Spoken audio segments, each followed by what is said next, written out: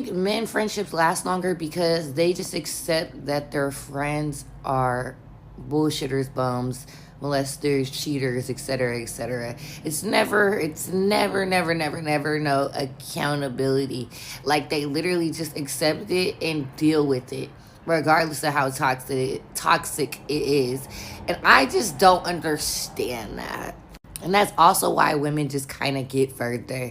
Women will not allow their friends to be bullshitters.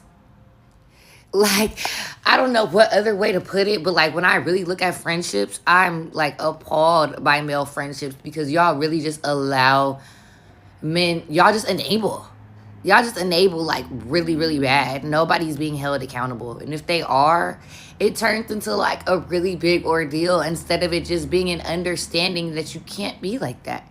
I really don't understand. Somebody help me understand. So you seen the video, and it's always this attack on how men move, and it's just really the jealous is in the lies. It's jealousy because female friendships are so awkward. I've done a video. Most females are socially awkward. Maybe I'll try to find it and put it in cards and in the cards. They're jealous. A lot of women are jealous because they're not men, right? And when you too busy hating for not being hating, you don't see what's in front of you. A lot of people are blessed. They're very, very blessed in life and don't even understand how blessed they are. They don't even understand how blessed they truly are. All right. And they just so focused on what they don't got, right? Or they're focused on, what somebody else may have that they know. And usually when they're jealous of what somebody else have, usually it's because obviously they don't have it.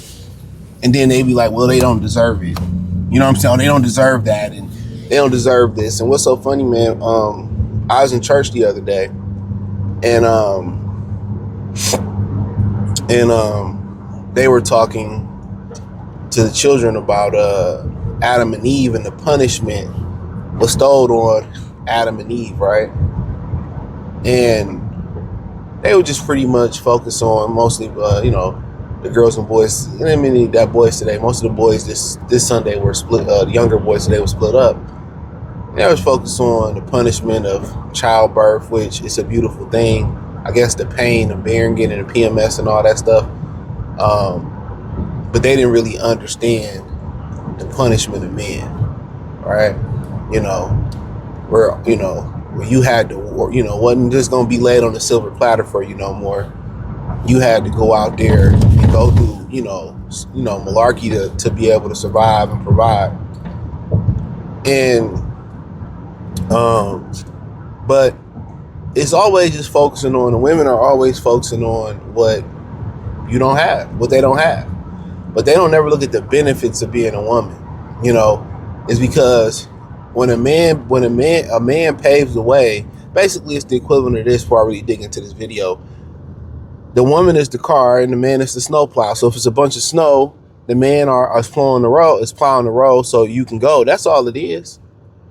They also talked about how influential the woman was over the men, and women don't understand that they lost that influence. Why was Eve so influential in, getting Adam to, bite that apple, even though Adam knew better? We all knew that, right?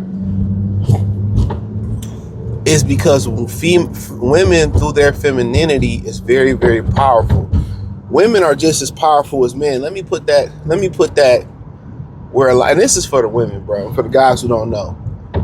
The Bible tells you a lot of things, right? So it has all the answers, right? Even with it being translated and some things being took out, it has most of the answers. Let me rephrase that. Women are like, to the point, for people to understand it. You would have the juggernaut, right? That's how women look at men. They look at men like the juggernaut, powerful, unstoppable. You know what I'm saying? Can't nobody stop men. They strong. Women just look like, but women are like Jean Grey, a psychic. And once that helmet come off that juggernaut, once that helmet came off Magneto, it was a wrap. It was a Rizzy. It was a fucking rap, man. So women are so powerful, man, and so influential. Even without throw the sexual appeal part out, they words are powerful. They are so convincing. You know what I'm saying? And that's just the honest truth. Their tongues are powerful. Their tongues can help a man and be very influential in a man being on a right and positive track. That's why motherhood is so powerful. And on the other end, it can make a man send their wig to the upper room and make a man get out of body, do something that he's never done before. Just the tongue. We're not even talking about the actions. This is what women understand, the power of their tongue, and then young men have to. We all, and some men never learn this. We all have to understand when women start using their superpower as their tongue, you got to walk away. That means you won. They're trying to, when they start talking about how hurt they is and all the stuff they did to you, you can't change it. And a lot of the shit be lies most of the time, right? You can't change it. But you also, once you engage back and forth in a verbal battle, it's all it's going to turn into is you getting physical with her 9 times out of 10. And before you know it, you like, oh, this ain't even me. She brought you down to her level. She won. I talked about this before. She's won. Even if she was in the wrong, by you engaging back and forth with her, she won then. But then if it get physical, or she get physical with you because you said something and you get physical back, now it's your fault. You're a bigger, stronger man. You know what I'm saying? You catch yourself. Women don't really understand their power no more because it ain't no women raising them no more. They don't have the masculine, even the masculine presence in a woman's life is very important because that's going to teach them.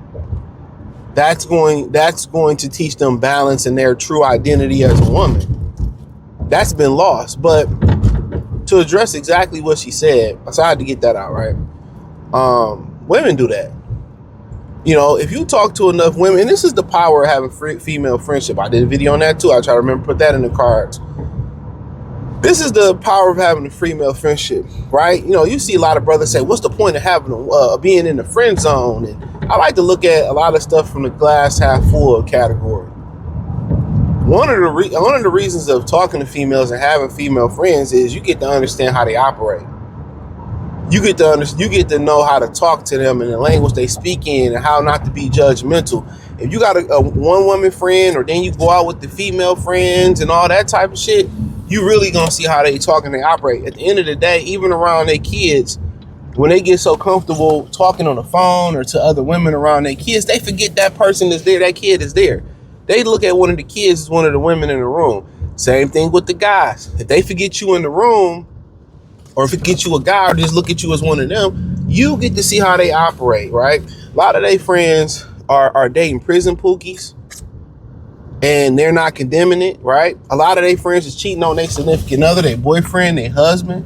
A lot of their friends is alienating their child from their boyfriend based off how they feel, even when they was in the wrong and they messed the relationship up. They talking about when they go on these trips, or when they go out, man, it was a video, and I'm gonna talk about it. I don't know if I'm gonna do a full video on it, maybe a short and a video, but it was a video, and it was a girl, and she was in Houston, and the guy tried to holler at her, and she took her wedding ring off, and it became somewhat of a controversy because she like, damn, she was like, he was like, why you got your wedding ring off if you single? Why you got your wedding ring off? And she basically was like, well, I'm on vacation. No, you should keep your wedding ring on. At the end of the day, most of these women, her sister that she was visiting in Houston, she should have held her accountable. Like, girl, put that wedding ring back on. And you know what Houston is. If she took our ring off in Houston, you know what I'm saying? That's STD. That's damn near the STD capital, right next to Atlanta. So she, you know what I'm saying? So if you moving really like that, you know what I'm saying? That's an accountability. They don't hold each other accountable.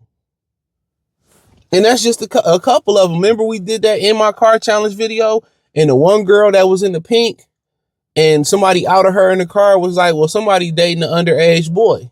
Where's the accountability? They're in the car with a pedophile. You won't see men doing that.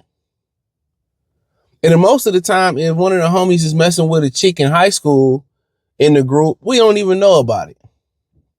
We don't even know about it. You know, when men are young, yes, you have different friends from common interests, if that makes sense. Like we hoop. I had homies that sold dope. I had homies that carry guns. I had homies that, that stole, that knew how to steal cable. I had homies' parents who sold dope, right? I'm just keeping it a bean. But as I got older into my teenage years and it started to become a compromise, and that's a whole different story for it. I started to compromise myself hanging with them guys.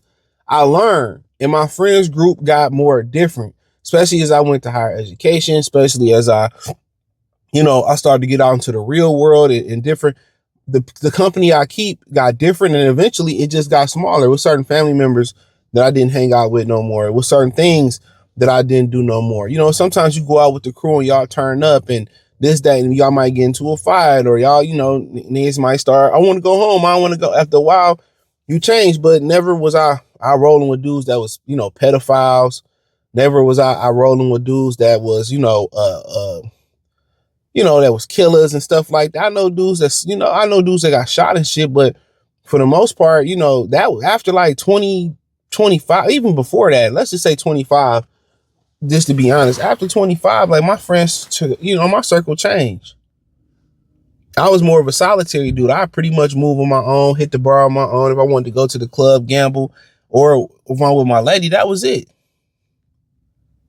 My energy went into building my future, but no, we don't have that, man. Then they friends groups, man. If you know how female friend group wrote, they go to the lingerie store together. They be watching porn together. They be sleeping together. What are we talking about? They be knowing that they girlfriends be having straight up bums and pedophiles around their children, and they don't hold them accountable. Matter of fact, they be trying to sleep with the pedophile boyfriend.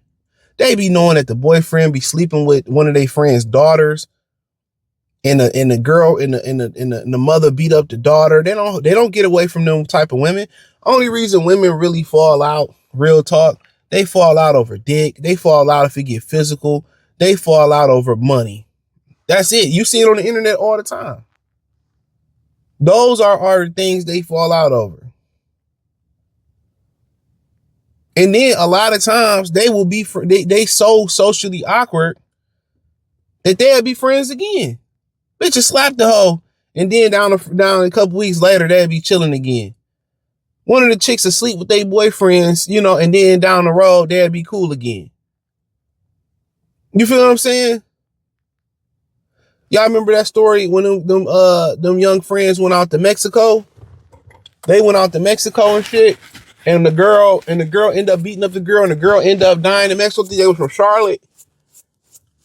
How many times you think she knew that girl, they got into it, or she knew that girl didn't like her, but she still went on the vacation with her. She still went on the vacation with her. How many times you think they got into it? Excuse me.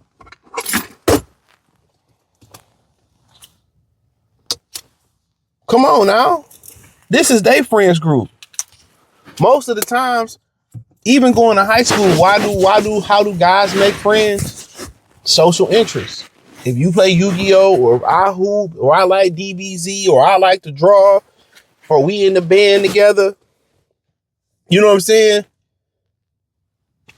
Or we in chess club, science club, or I always see you with the hoes, you and Mac. Okay, shit, let's do a Mac group or something like that. That's how we become friends. But we don't be hanging around like pedophiles, and we don't do that shit. No normal friends groups do that. If a dude really doing that, he ain't telling us, because he already know. You already know. He gonna get the real. Y'all don't keep it real. Y'all let y'all girls cheat on y'all husbands, and and deal with pedophiles and have pedophiles around their house.